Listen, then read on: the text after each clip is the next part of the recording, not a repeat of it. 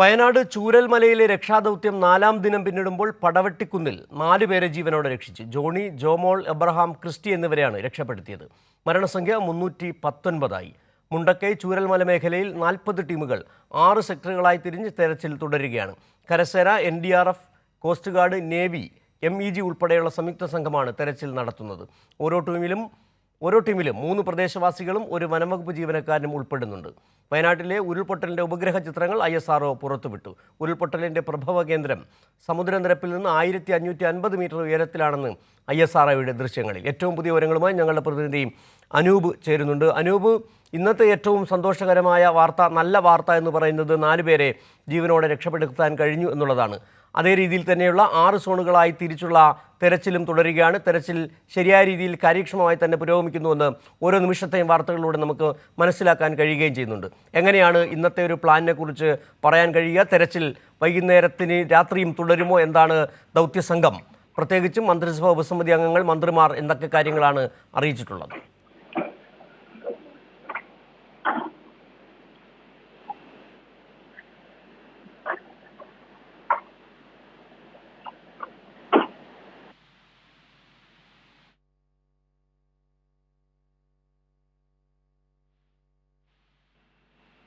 വയനാട്ടിൽ നിന്നുള്ള ഏറ്റവും പുതിയ വിവരങ്ങളുമായി അനൂപ് ചേരുകയാണ്. ഇന്ന് 4 പേരെ രക്ഷപ്പെടുത്താൻ കഴിഞ്ഞു എന്നുള്ള ആശ്വാസകരമായ വാർത്തയാണ് 4-ാം ദിനത്തിൽ പുറത്തു വരുന്നത്.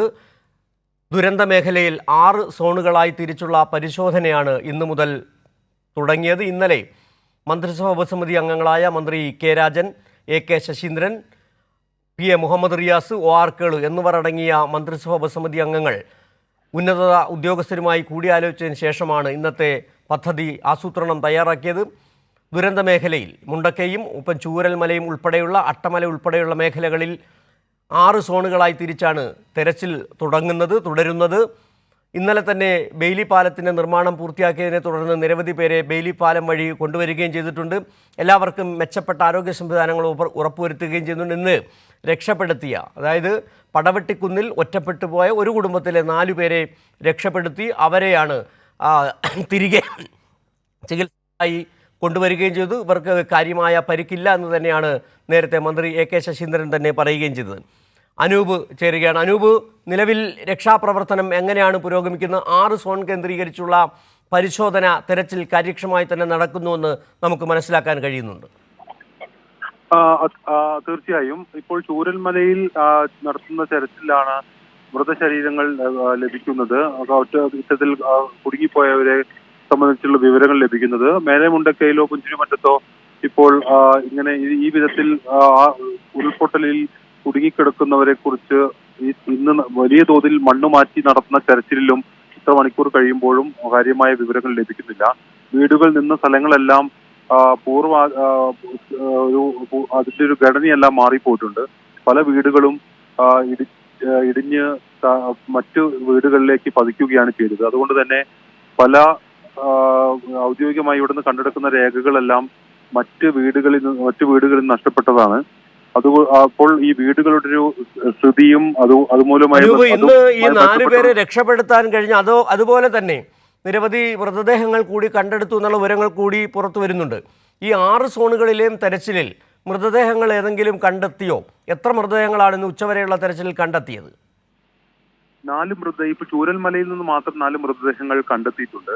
മറ്റിടങ്ങളിൽ നിന്ന് അത് കാര്യമായ വിവരങ്ങൾ ലഭിച്ചിട്ടില്ല. ഇപ്പോൾ ഞാൻ നിൽക്കുന്ന മുണ്ടക്കൈ ഭാഗത്ത് ഈ ബന്ധുക്കളുടെ നിർദ്ദേശപ്രകാരമുള്ള ഒരു തെരച്ചിലാണ് നടത്തുന്നത്. അവർ ഈ ദൗത്യ സംഘത്തിൽ നാട്ടുകാരെ കൂടി ഉൾപ്പെടുത്തിയിരുന്നു. അവർ ഈ വീടുകളുടെ ഘടനയും അത് ഒഴിച്ചു പോകാൻ അല്ലെങ്കിൽ ഈ വെള്ളപ്പാച്ചിലിൽ മറിഞ്ഞ് മറ്റിടങ്ങളിലേക്ക് ചെന്ന് പതിക്കാനിടയുള്ള സ്ഥലങ്ങളുമെല്ലാം ജനങ്ങൾ, ഇവിടെയുള്ള നാട്ടുകാർ രക്ഷാപ്രവർത്തകരോട് പറഞ്ഞു കൊടുക്കുന്നുണ്ട്. അതിന്റെ അടിസ്ഥാനത്തിലാണ് ഈ വീടുകൾക്ക് മുൻവശത്തെല്ലാം നമുക്ക് മനസ്സിലാക്കാൻ കഴിയുന്നത് വലിയ പടുകൂറ്റൻ പാറകളാണ്. ഒരു 5-10 മനുഷ്യർക്ക് എടുത്തു മാറ്റാൻ കഴിയാത്ത തരത്തിലെ പടുകൂറ്റൻ പാറകളാണ് ആ വലിയ മലവെള്ളപ്പാച്ചിലിൽ അന്ന് ദുരന്ത ദിവസം താഴേക്ക് പതിക്കുകയും ചെയ്തത്. ഇത് മാറ്റുക എന്നുള്ളത് തന്നെ വലിയൊരു ശ്രമകരമായ ജോലിയാണ്. രാവിലെ മുതൽ തന്നെ നിരവധി മണ്ണുമാന്തി യന്ത്രങ്ങൾ ആ പ്രവൃത്തികൾ ഏർപ്പെടുകയും ചെയ്യുന്നുണ്ട്. അതുകൊണ്ട് തന്നെ ഈ അപകടത്തിൻ്റെ ഒരു തീവ്രതയെക്കുറിച്ചും കൂടുതൽ മൃതദേഹങ്ങൾ അതിനുള്ളിൽ പെട്ടിരിക്കാം എന്നുള്ളത് സംബന്ധിച്ച് മനസ്സിലാക്കിയെടുക്കാൻ കഴിയുകയും ചെയ്യുന്നുണ്ട്. ചൂരൽമലയിൽ നിന്ന് മാത്രം 4 മൃതദേഹങ്ങൾ കണ്ടെത്തിയെന്ന് പറയുമ്പോൾ മറ്റ് മേഖലകളിൽ അടക്കം ഇത് തരത്തിൽ മൃതദേഹങ്ങൾ കണ്ടെത്താൻ സാധ്യതയുണ്ട്. അവിടെ നിന്ന് ഈ മറ്റ് 5 സോണുകളിൽ നിന്നുള്ള എന്തെങ്കിലും വിവരങ്ങൾ അനൂപിന് ലഭിക്കുന്നുണ്ടോ? ഇപ്പോൾ എനിക്ക് ലഭിക്കുന്ന വിവരങ്ങൾ പ്രകാരം ഈ മേഖലകളിൽ തെരച്ചിൽ തുടരുകയും ചൂരൽമല ഭാഗത്തു നിന്ന് മൃതദേഹങ്ങളും അതോടൊപ്പമുള്ള മൃതദേഹ അവശിഷ്ടങ്ങളും മൃതദേഹ ഭാഗങ്ങളും ലഭിക്കുന്നു എന്നുള്ളതാണ്. എന്നാൽ ഈ പുഞ്ചിരിമറ്റം തുടങ്ങിയ മേഖലകളിൽ നിരവധിയായ വീടുകൾ ഉണ്ടായിരുന്ന സ്ഥലങ്ങളുണ്ട്. ആ വീടുകളെല്ലാം ഈ ഒഴിച്ചുപോയി. ശേഷിക്കുന്ന ചുരുക്കം വീടുകൾ മാത്രമാണ് ഇവിടെ ഉള്ളത്. എന്നാൽ അത്തരത്തിൽ ആ വീടുകൾ കേന്ദ്രീകരിച്ച് നടത്തുന്ന പരിശോധനയിലൊന്നും മറ്റു വിവരങ്ങൾ ലഭ്യമല്ല. ചില മൃതദേഹങ്ങൾ ഇവിടെ നിന്ന് ലഭിച്ചിരുന്നു. പ്രത്യേകിച്ച് ഈ മുണ്ടക്കി ടൗണിന് സമീപത്തുള്ള ചില വീടുകളിൽ നിന്ന് ഇന്നലെ മിന്നാന്നുമായും മൃതദേഹ ഭാഗങ്ങളും മൃതദേഹങ്ങളും ലഭിച്ചിരുന്നു. ഇവിടെയുള്ള ചിലരുടെ മൃതദേഹങ്ങൾ ഏതാണ്ട് 1 കിലോമീറ്ററോളം അകലെയുള്ള ചില സ്ഥലങ്ങളിൽ നിന്നാണ് ലഭിച്ചത്. അതുകൊണ്ട് തന്നെ ഒരു നിശ്ചിതമായി ഒരു തിരച്ചിൽ ഏതായാലും നടത്താനാവാത്ത സാഹചര്യമാണുള്ളത്. എങ്കിലും ബന്ധുക്കളുടെയും നാട്ടുകാരുടെയും ഒക്കെ നിർദ്ദേശപ്രകാരമാണ് ഈ എല്ലാ മേഖലകളിലും തിരച്ചിൽ നടന്നത്. ഇന്ന് രക്ഷാപ്രവർത്തനത്തിന് അനുകൂലമായ കാലാവസ്ഥയാണെന്ന് തോന്നുന്നു. ഇന്ന് രാവിലെ മഴ പെയ്തിട്ടില്ല മേഖലയിൽ. രാവിലെ മഴ പെയ്തിട്ടില്ലായിരുന്നെങ്കിലും ഇടയ്ക്കിടെ ഒരു ശക്തമായ മഴയുടെ സാഹചര്യമുണ്ട്. അതാണ് ഈ സ്ഥലത്തിന്റെ ഒരു പ്രത്യേകതയും. ഇടയ്ക്കിടെ അതിശക്തമായ മഴയാണ് പെയ്യുന്നത്. അല്പസമയം മുൻപ് നമ്മൾ കണ്ടതാണ് പെട്ടെന്ന് ഒരു മഴ ശക്തിപ്പെടുകയും ഈ മേഖലയിൽ ഒഴുകുന്ന ഈ പുഴയിൽ ജലനിരപ്പ് ഉയരുകയും ചെയ്തത്. അത് ഇപ്പോൾ തന്നെ ഈ ഉരുൾപൊട്ടലിനെ തുടർന്ന് ദുർബലമായി കിടക്കുന്ന നമ്മൾ ഈ ദൃശ്യങ്ങളിൽ കാണുന്ന ഈ വലിയ പാറകളെല്ലാം തന്നെ ആ കുത്തൊഴുക്കിൽ താഴേക്ക് പതിച്ചത് തന്നെയാണ്. അതല്ലേ ഇപ്പൊ മാറ്റിക്കൊണ്ടിരിക്കുന്നത്? അവിടെ ഉണ്ടായിരുന്ന കല്ലുകളെ അല്ല അത്. അല്ലല്ല, ഇതെല്ലാം മലമുകളിൽ നിന്ന് ഉരുൾപൊട്ടലിൽ ഈ മേഖലയിലേക്ക് എത്തിയ ഊച്ചൻ പാറകളാണ്. ആ പാറകളാണ് പലപ്പോഴും ഈ വീടുകളെല്ലാം തകർത്ത് നാമാവശേഷമാക്കിയത്. ഈ വീടുകൾക്ക് മുകളിലാണ് ഈ വലിയ കൂറ്റൻ പാറകൾ എന്നുള്ളതാണ്. അതുകൊണ്ട് ഈ വലിയ യന്ത്രങ്ങൾക്ക് മാത്രമാണ് അത് മാറ്റാൻ കഴിയുക. കഴിഞ്ഞ ദിവസങ്ങളിലെല്ലാം ഇവിടേക്ക് ഈ യന്ത്രഭാഗങ്ങൾ എത്തിക്കുന്നതിന് തടസ്സമുണ്ടായിരുന്നു. എന്നാൽ ഇപ്പോൾ അത് യന്ത്രഭാഗങ്ങൾ എത്തിക്കുന്നതിന് ബുദ്ധിമുട്ടുകൾ നേരിടുന്നില്ല. അതുകൊണ്ട് തന്നെ കൂറ്റൻ ഇത്തരത്തിലുള്ള ഹിറ്റാച്ചി പോലുള്ള വാഹനങ്ങൾ ഇവിടേക്ക് എത്തുകയും ഇതെല്ലാം മാറ്റി തെരച്ചിൽ നടത്തുകയും ചെയ്യുകയാണ് ചെയ്യുന്നത്. ഈ വീടിന്റെ എല്ലാം മുകൾ ഭാഗത്താണ് മണ്ണ് വന്ന് പതിഞ്ഞിരിക്കുന്നത്.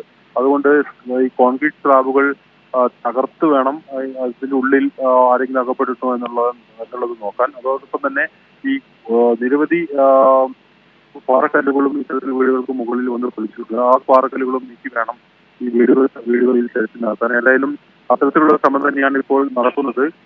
എല്ലാ മേഖലയും പരിശോധിക്കുക എന്നുള്ളതാണ്. വേറൊരർത്ഥത്തിൽ പറഞ്ഞാൽ അവിടെയുള്ള ചില കോൺക്രീറ്റ് കെട്ടിടങ്ങൾ, ആ വെള്ളാർമല സ്കൂൾ ഉൾപ്പെടെയുള്ള കോൺക്രീറ്റ് കെട്ടിടങ്ങൾ വലിയ തരത്തിൽ ഈ വൻപൻ പാറകളെ തടഞ്ഞു നിർത്തിയ ഒരു സാഹചര്യം കൂടി ഉണ്ട്. വെള്ളാർമല സ്കൂളിലെ പുതിയ കെട്ടിടത്തിന് കാര്യമായ തകരാറ് സംഭവിച്ചിട്ടുണ്ട്. ഈ വലിയ ഉൾപ്പെടലും സംഭവിച്ചപ്പോഴും. പക്ഷേ അതിന്റെ കാരണം ആ മേഖലയിലേക്ക് വെള്ളം കയറിയതിന്റെ തോത് അല്പം കുറവാണ്. അതേസമയം ഈ ഇത്തരത്തിലുള്ള അവിടെയുള്ള കോൺക്രീറ്റ് കെട്ടിടങ്ങൾക്ക് വലിയ തകരാറ് സംഭവിച്ചില്ല. അതുകൊണ്ട് തന്നെയാണ് പലരും 2ാം നിലയിലെല്ലാം ഉണ്ടായിരുന്നവർ പലരും രക്ഷപ്പെടാനുള്ള ഒരു സാഹചര്യവും. അത് ഇവിടെയും മുണ്ടക്കയിലും കാണാം. മുണ്ടക്കയിൽ ടൗണിലുള്ള ഒരു ചെറിയ കോൺക്രീറ്റ് കെട്ടിടം, ഇരുനില കെട്ടിടം അത് ഇപ്പോഴും ഉണ്ട്. എന്നാൽ അതിന് തൊട്ട് സമീപത്തുള്ള ചെറിയ വീടുകളെല്ലാം തന്നെ നശിച്ചു പോവുകയും അവിടെ നിന്ന് അപ്രത്യക്ഷമാവുകയും ചെയ്തു. അതാണ് ഒരു പൊതുവിലുള്ള സാഹചര്യം. ഏതായാലും ഇത്തരത്തിൽ 2ാം നിലകളിലും മറ്റും ഉള്ളവരാണ് പരിക്കോടുകൂടി രക്ഷപ്പെട്ടതുമെല്ലാം. എന്നാൽ ചെറിയ വീടുകളെല്ലാം തന്നെ ഈ പുഴയോരത്തുണ്ടായിരുന്ന ചെറിയ വീടുകളെല്ലാം തന്നെ ഒഴിച്ചുപോയി. ഏതാണ്ട് 350ഓളം വീടുകൾ ഈ ഇവിടെ മുണ്ടക്കയിൽ നിന്ന് ചൂരൽമല വരെയുള്ള മേഖലകളിൽ ഉണ്ടായിരുന്നു. അതിൽ ഇപ്പോൾ ചില വീടുകൾ മാത്രമാണ് ശേഷിക്കുന്നത്.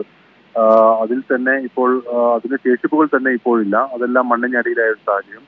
ഇത്തരത്തിൽ ഉള്ള മേഖലകളിലാണ് കൂടുതൽ ഇന്ന് തെരച്ചിൽ ശ്രദ്ധ കേന്ദ്രീകരിക്കുന്നത്. അതുകൊണ്ട് തന്നെ കൂടുതൽ നേരം അല്ലെങ്കിൽ കൂടുതൽ തെരച്ചിൽ പ്രവർത്തനങ്ങൾ ഇവിടെ തന്നെ കേന്ദ്രീകരിക്കാനാണ് പ്രധാനമായും ശ്രമിക്കുന്നത്. അതിന്റെ പ്രധാനപ്പെട്ട കാരണം ഈ മേഖലയിലാണ് ഏറ്റവും കൂടുതൽ ആളുകളെ നഷ്ടപ്പെട്ട സ്ഥലങ്ങളിലൊന്ന്. പിന്നീട് അത് ചൂരൽമലയിലാണ്. ഏതായാലും തിരച്ചിൽ ഈ വിധത്തിൽ ഇവിടെ കാര്യക്ഷമമായി തന്നെ പുരോഗമിക്കുകയാണ്.